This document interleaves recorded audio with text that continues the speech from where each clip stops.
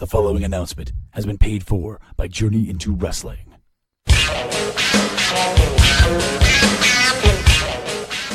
Things seem to be changing around here, and I'm talking podcasts, brother.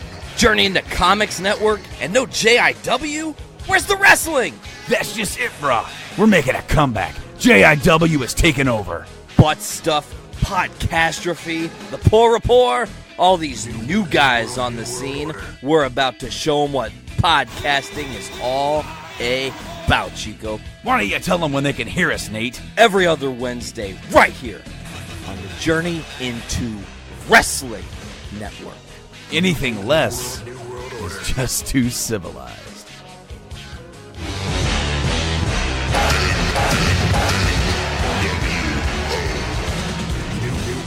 New world order. The following is a Journey into Comics Network production. From the suburbs of Chicago and Illinois, this is the Puhr Report with your host, Andrew Puhr.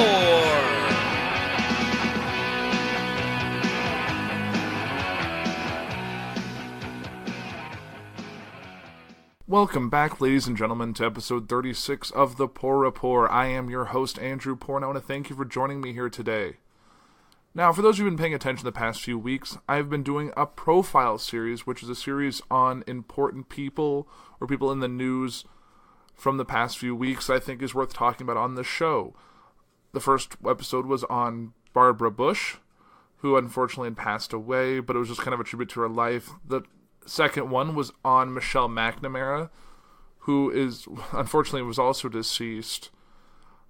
And she was the wife of Patton Oswalt, and she was a true crime writer and uncovered the Golden State Killer. And actually, right before I recorded that episode, the suspected Golden State Killer was caught. So now there's going to be a lot of development on that, and I'll be following up with that as I find more information. Now, the third person I want to talk about, because I said last week I want to do something a little bit more interesting and something that involved someone who was alive and someone who was a little bit more lighthearted of a character. And this is actually someone who almost died, and that is actor, director, writer, podcaster Kevin Smith. Now, for those of you who don't know, Kevin Smith was a kid who in the 1980s wrote and directed and essentially starred in a movie called Clerks, about a convenience store clerk in New Jersey and just the day-to-day life of that character. And since then, he did a few other movies. He really catapulted himself into the stratosphere, into pop culture with his comic book writing, with his directed feats, going from characters like himself to horror films, and it's just been evolved from there. And then he got into podcasting and has quite a few podcasts out there, and his podcast was actually the first podcast I got involved with, or I started listening to. That was my exposure to the podcasting realm before I met Journey into Comics, before I really got involved with my own show. Kevin Smith's shows were where I found first, just because I enjoyed what he had to say. I liked his specials he put up there. And speaking of specials, on February 25th of this year, Kevin Smith was recording a stand-up special, just something different in his realm, kind of one of his An Evening With, which I actually got the pleasure of attending one of those in Milwaukee last year or 2 years ago, I believe it was. And it's just kind of him just telling stories and doing what he does on his podcast or what he does in any interview. He just talks about his life and talks about what he's doing. So that was that. Sorry if my voice is a little weird. I had a dentist appointment today, and they did a lot of picking and prodding. No cavities, so yay for that. But kind of makes my voice a little weird because there's just a little bit of swelling around the gums and mouth and all that fun stuff. So getting back to that, so he was recording a stand-up special which ended up getting picked up by Showtime and had the title Silent But Deadly, which is a funny title looking back now, but it was actually picked before what happened, and that involves the night of February 25th, which also happened to coincide with my birthday. Kevin Smith, he was doing two shows on it. After the first show, about 2-hour performance, he started having chest pains and just thought he wasn't feeling well and laid down. And he's told the story on his podcast. So if you go over to smodcast.com, you can listen to a bunch of his recent podcasts where he talks about it. But after that happened, it turns out he was having a heart attack. So luckily, he had the peace of mind to alert people there, and they were able to take him to the hospital in an ambulance and get him all taken. I'm sorry, my landlord outside's doing some yard work, so there's a little bit of background noise, but hopefully you can't hear it. So Kevin Smith went to a hospital that happened to be renowned for its cardiology program, so he was in very good hands, and they were able to save an almost 100% blockage in one of his arteries and recovered from a heart attack that was known as the Widowmaker because of the low success rate. So thankfully, Kevin Smith wasn't taken from us at that time, and it would have been unfortunate that my birthday would have been the day of his or the death date of him, and I'd have to see that every anniversary on my birthday of that. So thankfully, he said, and he actually, since then, he kind of changed his whole lifestyle. So since it happened, he went on a radical diet that was, he found out from Penn Jillette, who was also a performer who has a Vegas show, and for the longest time was an overweight man, but it didn't seem to bother him. And he recently underwent a radical transformation, and it wasn't doing one of those lap bands or one of those crazy surgeries where they shrink the size of your stomach so you forces your body to lose weight. He did it the old-fashioned way by diet and exercise. So Kevin Smith kind of got on board with that and became actually a vegan. And for someone who at one point was easily 100 or more pounds heavier than he is now, to see him probably my size, if not smaller, or around my size, it's kind of impressive to see how a diet's changed around, and it actually led to him becoming a Weight Watchers ambassador, which is something I never thought I'd see next to Kevin Smith's name.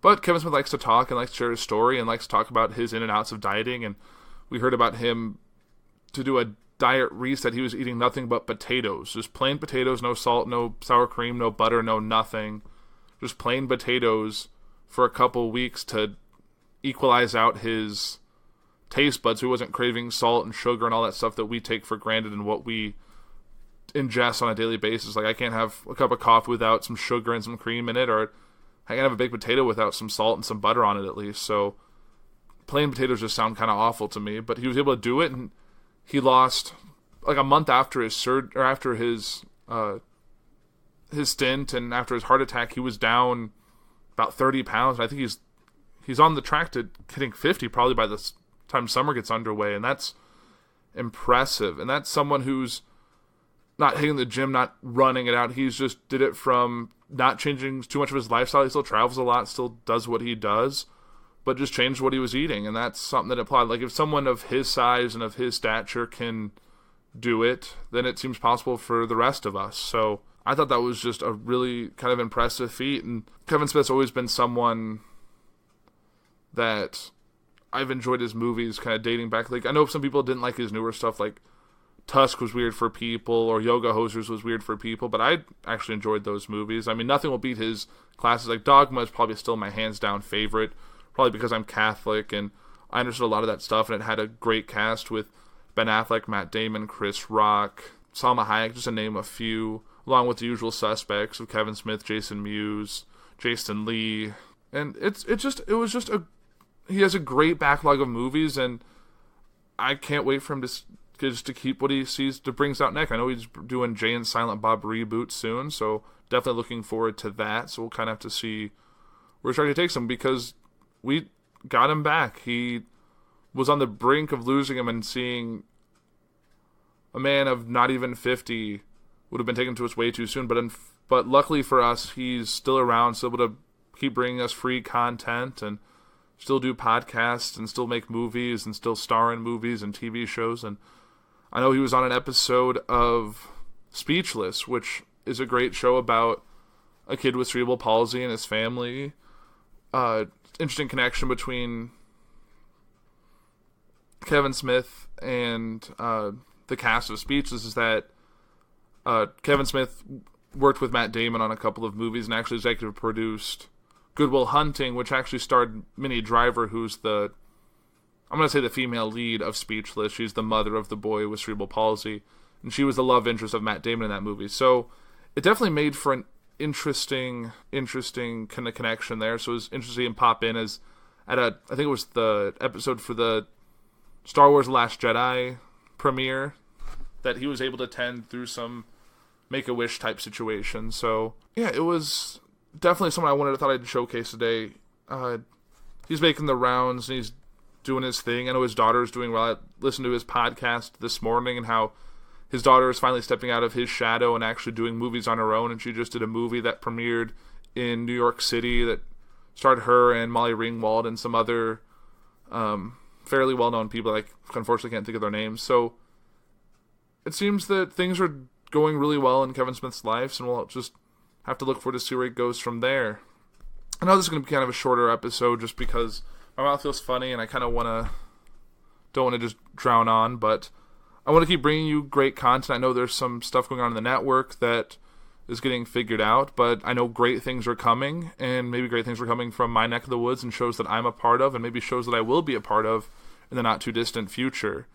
And there's some stuff going on in my personal life that'll probably tie into that in some way, shape, or form. So definitely stay tuned to the Puhr Report and the JIC Network and through our Patreon for early access to all that. And now that Avengers Infinity War is over, you can subscribe now for $3 and you get all 18 reviews of the MCU movies up to Infinity War. And if you haven't seen Infinity War yet, I really encourage you doing so.